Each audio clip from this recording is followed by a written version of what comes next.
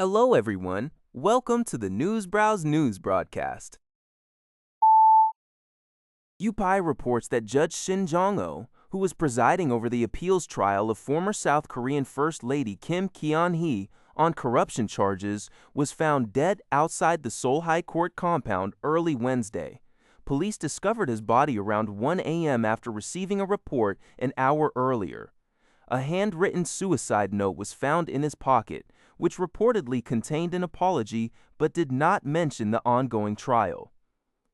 Police do not suspect foul play and are investigating the exact cause of death, considering the possibility that he fell.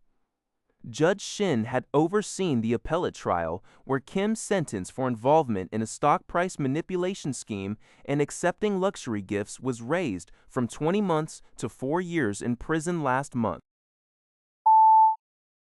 HK reports that China's Foreign Minister Wang Yi met with his Iranian counterpart Abbas Araqi in Beijing for talks arranged by the Chinese side. This meeting follows Araqi's recent discussions with Russian President Vladimir Putin, which observers believe are part of Iran's strategy to emphasize its strong ties with both Russia and China. Ahead of the meeting, U.S. Secretary of State Marco Rubio publicly urged Beijing to press Tehran on reopening the Strait of Hormuz. Rubio stressed that Iran's actions in the strait have led to its global isolation and are holding the global economy hostage, highlighting that it is in China's own interest for Iran to cease these activities. This appeal comes before U.S. President Donald Trump's scheduled visit to China next week for a summit, where the Iranian issue is anticipated to be a key agenda item, given China's role as the primary importer of Iranian oil and a significant economic supporter. The Daily Express has issued an urgent warning for individuals using artificial intelligence for investment advice. Financial experts from AZIT's Wealth Management caution against relying solely on AI platforms, comparing it to self-diagnosing health symptoms rather than consulting a doctor.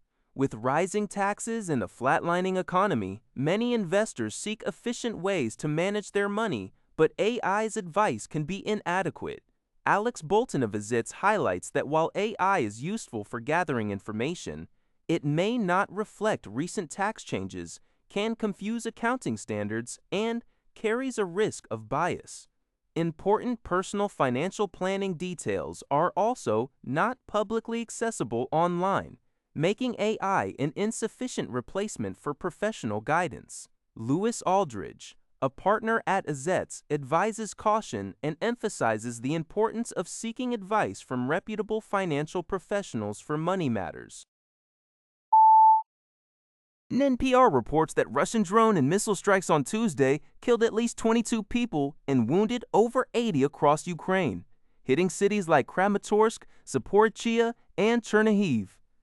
These attacks occurred hours before Kiev was due to enact its own ceasefire, and 3 days before Moscow's promised pause in hostilities for Victory Day. Ukrainian President Volodymyr Zelenskyy strongly rebuked Russia for its utter cynicism, stating that Russia could stop the war at any moment.